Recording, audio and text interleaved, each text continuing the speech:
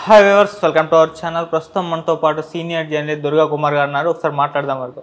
Sir నమస్కారం. Sir నమస్తే Aditya sir, మన వీక్షకులు కూడా నమస్తే సార్. మరి ఈ వైసీపీ వాళ్ళకి టీడీపీ వాళ్ళకి మధ్య మాటల యుద్ధం మనం చూస్తున్నాం సార్. సో మెయిన్గా కుర్చీ మడత పెట్టి అనే డైలాగ్ అయితే ఇప్పుడు అటు లోకేష్ గారు, చంద్రబాబు నాయుడు గారు కూడా వాడేశారు. ఆయన లోకేష్ గారు చూస్తే ఏకంగా కుర్చీ తీసుకొచ్చి మరి మడత పెడుతున్నారు సార్.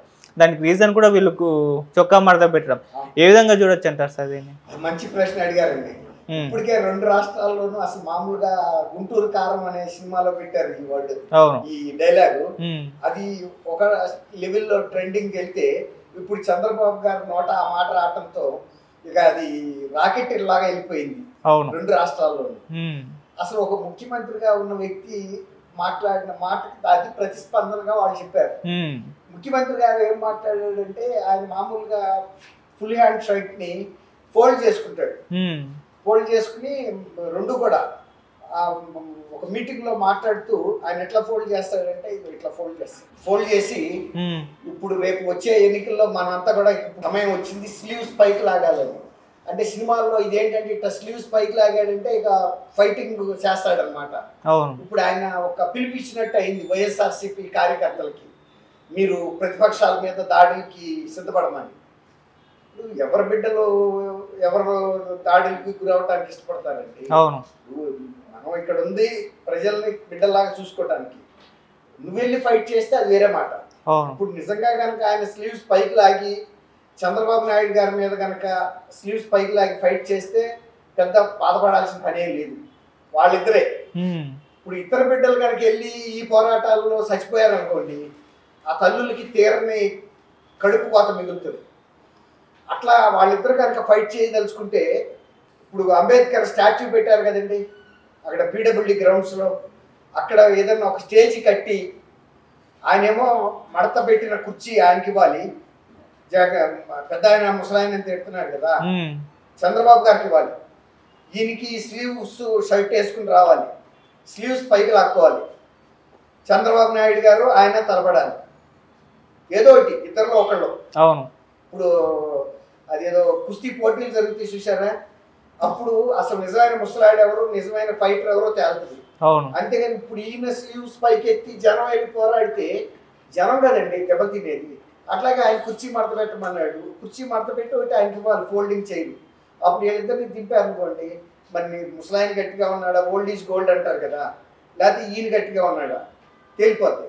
అంతేగాని ప్రజలను రెచ్చగొట్టేటట్టుగా మాట్లాడినప్పుడు మరి వాళ్ళు కూడా వీళ్ళు కనుక వైఎస్ఆర్సీపీ వాళ్ళు ఈ స్లీవ్స్ పైకి లాక్కుని వచ్చి బిళ్ళబీట్గా తెలుగుదేశం అని కొట్టారనుకోండి, జనసేనాన్ని దెబ్బలు తగ్గుతాయి కదా.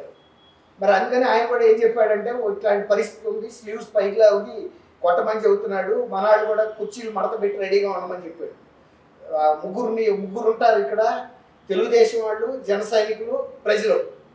ప్రజలు కూడా అన్యాయాన్ని చూస్తా సహించరు కదండి.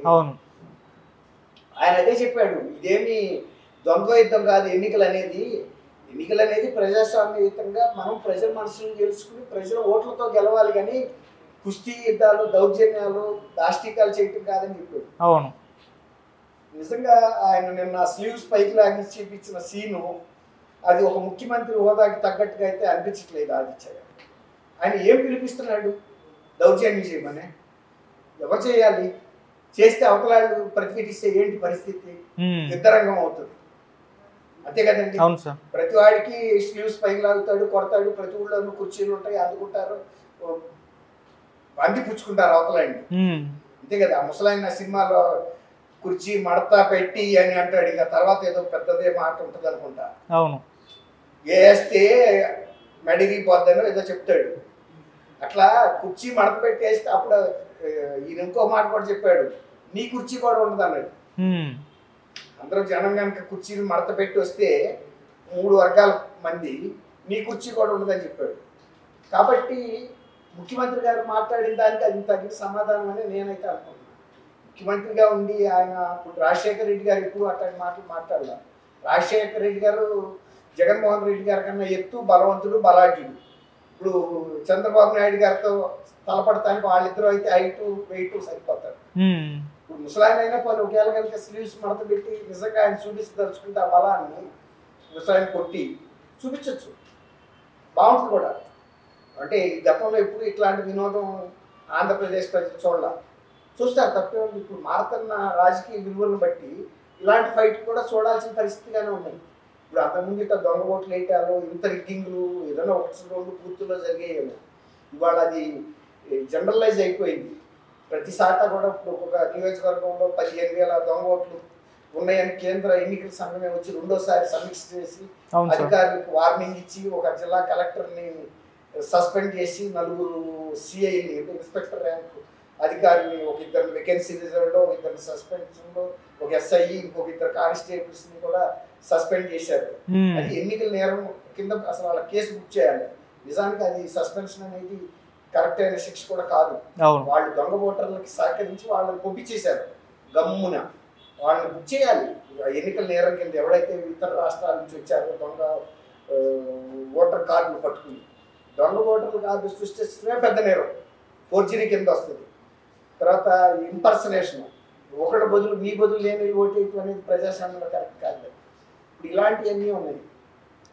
జగన్మోహన్ రెడ్డి గారు నిన్న ఈ కార్యకర్తలందరినీ స్లీవ్స్ పైకి లాగమనే బదులు వివేకానంద రెడ్డి గారు సొంత బాబాయిని చంపిన అంతకుల్ని బయటకు లాగటానికి స్లీవ్స్ పైకి ఎత్తే బాగుంది.